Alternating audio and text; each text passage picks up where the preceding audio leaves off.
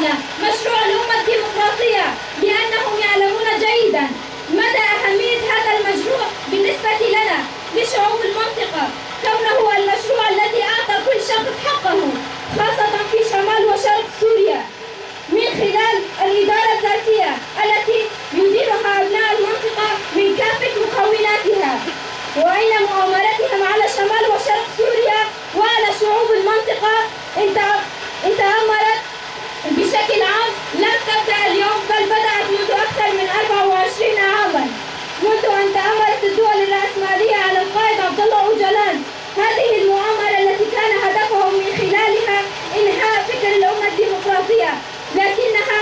بدأت بالفشل، لأنهم استطاعوا أسر القائد عبد الله أوجلان جسديا فقط، ومنذ ذلك الوقت يمارسون كافة أشكال العزلة ضد القائد، لأنهم يعلمون أن فكر الأمة الديمقراطية هو خلاص للشعوب وإخراجهم من الظلام إلى النور، ويدركون أن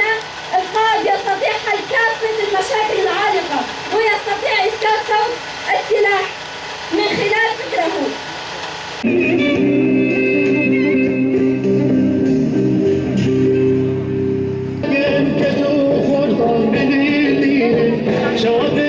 ما في